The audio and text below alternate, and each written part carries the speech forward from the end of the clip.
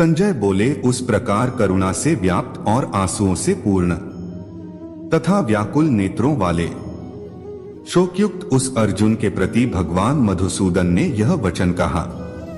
श्री भगवान बोले, हे अर्जुन, तुझे इस असमय में यह मोह किस हेतु से प्राप्त हुआ?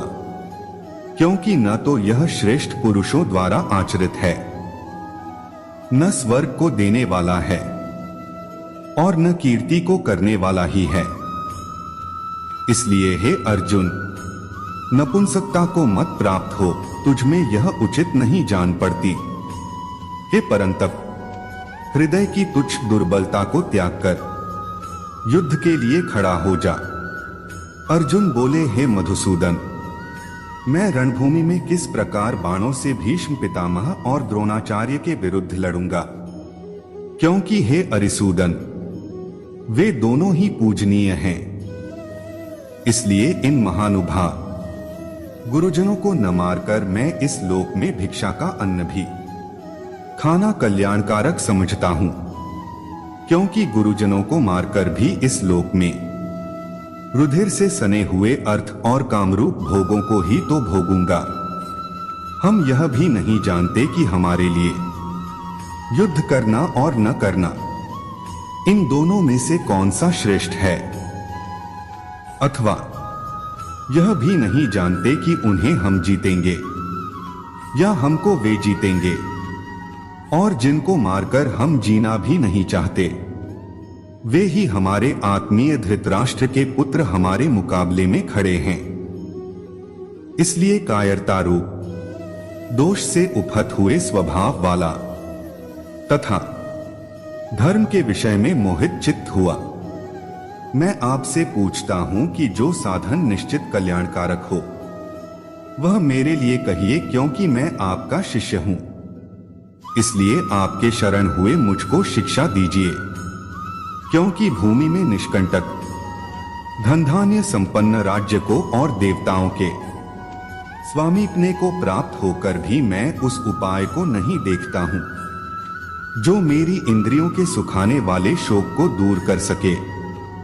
संजय बोले, हे राजन, निद्रा को जीतने वाले अर्जुन, अंतर्यामी श्री कृष्ण महाराज के प्रति इस प्रकार कहकर फिर श्री गोविंद भगवान से युद्ध नहीं करूंगा यह स्पष्ट कहकर चुप हो गए।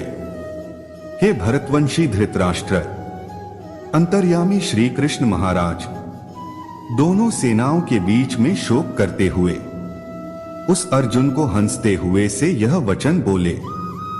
श्री भगवान बोले, हे अर्जुन, तू न शोक करने योग्य मनुष्यों के लिए शोक करता है और पंडितों के से वचनों को कहता है, परंतु जिनके प्राण चले गए हैं उनके लिए और जिनके प्राण नहीं गए हैं उनके लिए भी पंडित जन शोक नहीं करते।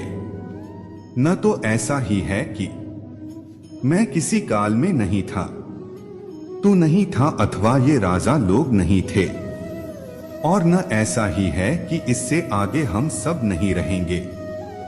जैसे जीवात्मा की इस देह में बालकपन, जवानी और वृद्धावस्था होती है, वैसे ही अन्य शरीर की प्राप्ति होती है।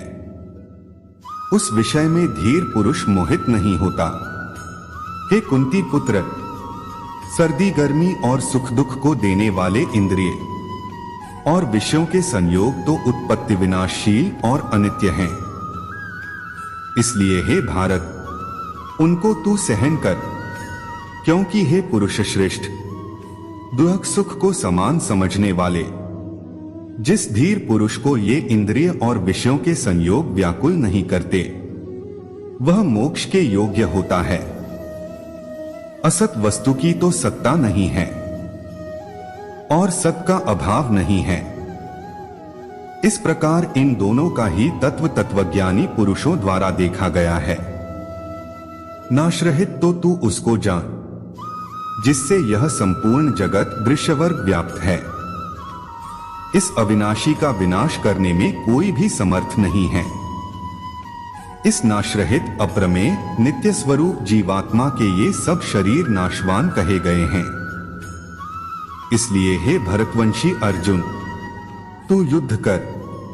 जो इस आत्मा को मारने वाला समझता है तथा जो इसको मरा मानता है, वे दोनों ही नहीं जानते, क्योंकि यह आत्मा वास्तव में न तो किसी को मारता है और न किसी द्वारा मारा जाता है।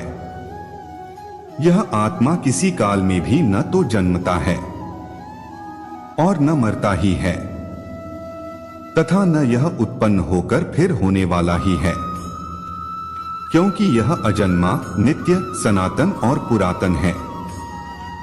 शरीर के मारे जाने पर भी यह नहीं मारा जाता। हे पृथापुत्र अर्जुन, जो पुरुष इस आत्मा को नाशरहित, नित्य, अजन्मा और अव्यय जानता है, वह पुरुष कैसे किसको मरवाता है और कैसे किसको मारता है। जैसे मनुष्य पुराने वस्त्रों को त्याग कर दूसरे नए वस्त्रों को ग्रहण करता है, वैसे ही जीवात्मा पुराने शरीरों को त्याग कर दूसरे नए शरीरों को प्राप्त होता है। इस आत्मा को शस्त्र नहीं काट सकते, इसको आग नहीं जला सकती, इसको जल नहीं गला सकता और वायु नहीं सुखा सकता, क्योंकि यह आत्मा अच्छेद्य है। यह आत्मा अदाह्य, अक्लेद्य और निःसंदेह अशोष्य है, तथा यह आत्मा नित्य, सर्वव्यापी, अचल, स्थिर रहने वाला और सनातन है। यह आत्मा अव्यक्त है, यह आत्मा अचिंत्य है और यह आत्मा विकार रहित कहा जाता है। इससे हे अर्जुन, इस आत्मा को उपर्युक्त प्रकार से जानकर तू शोक करने के योग्य नहीं है, अर्थात तुझे शोक करना उचित नहीं है। किंतु यदि तू इस आत्मा को सदा जन्मने वाला तथा सदा मरने वाला मानता हो, तो भी हे महाबाहो, तू इस प्रकार शोक करने योग्य नहीं है, क्योंकि इस मान्यता के अनुसार जन्मे हुए की मृत्यु निश्चित है और मरे हुए का जन्म निश्चित है। इससे भी इस बिना उपाय वाले विषय में तू शोक करने योग्य नहीं है। हे अर्जुन, संपूर्ण प्राणी जन्म से पहले अप्रकट थे और मरने के बाद भी अप्रकट हो जाने वाले हैं, केवल बीच में ही प्रकट हैं। फिर ऐसी स्थिति में क्या शोक करना है।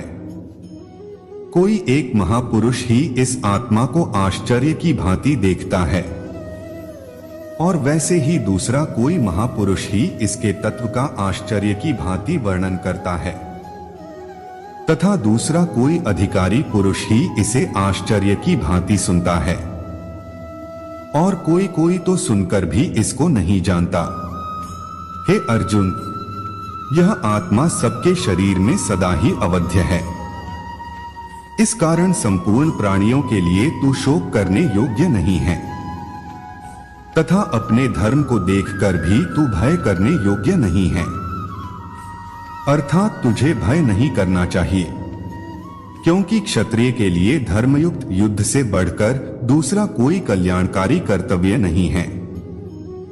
हे पार्थ, अपने आप प्राप्त हुए और खुले हुए स्वर्ग के द्वार रूप इस प्रकार के युद्ध को भाग्यवान क्षत्रिय लोग ही पाते हैं। किंतु यदि तू इस धर्मयुक्त युद्ध को नहीं करेगा, तो स्वधर्म और कीर्ति को खोकर पाप को प्राप्त होगा, तथा सब लोग तेरी बहुत काल तक रहने वाली अपकीर्ति का भी कथन करेंगे। और माननीय पुरुष के लिए अपकीर्ति मरण से भी बढ़कर है। और जिनकी दृष्टि में तू पहले बहुत सम्मानित होकर अब लघुता को प्राप्त होगा, वे महारथी लोग तुझे भय के कारण युद्ध से हटा हुआ मानेंगे। तेरे वैरी लोग तेरे सामर्थ्य की निंदा करते हुए तुझे बहुत से न कहने योग्य वचन भी कहेंगे। उससे अधिक दुख और क्या होगा। या तो तू युद्ध में मारा जाकर स्वर्ग को प्राप्त होगा, अथवा संग्राम में जीतकर पृथ्वी का राज्य भोगेगा। इस कारण हे अर्जुन, तू युद्ध के लिए निश्चय करके खड़ा हो जा। जय पराजय, लाभ हानि और सुख दुख को समान समझकर उसके बाद युद्ध के लिए तैयार हो जा।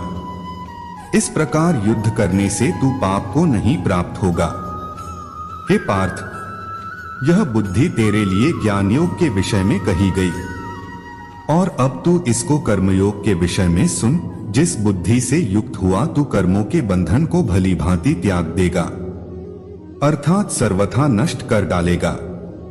इस कर्मयोग में आरंभ का अर्थात बीज का नाश नहीं है, और उल्टा फल रूप दोष भी नहीं है, बल्कि इस कर्मयोग रूप धर्म का थोड़ा सा भी साधन जन्म मृत्यु रूप महान भय से रक्षा कर लेता है। हे अर्जुन, इस कर्मयोग में निश्चयात्मिका बुद्धि एक ही होती है, किंतु अस्थिर विचार वाले विवेकहीन सकाम मनुष्यों की बुद्धियां निश्चय ही बहुत भेदों वाली और अनंत होती हैं। हे अर्जुन, जो भोगों में तन्मय हो रहे हैं, जो कर्मफल के प्रशंसक वेद वाक्यों में ही प्रीति रखते हैं, जिनकी बुद्धि में स्वर्ग ही परम प्राप्य वस्तु है, ऐसा कहने वाले हैं, वे अविवेकी जन दिखाऊ शोभायुक्त वाणी को कहा करते हैं, इससे जिनका चित्त हर लिया गया है, जो भोग और ऐश्वर्य में अत्यंत आसक्त हैं।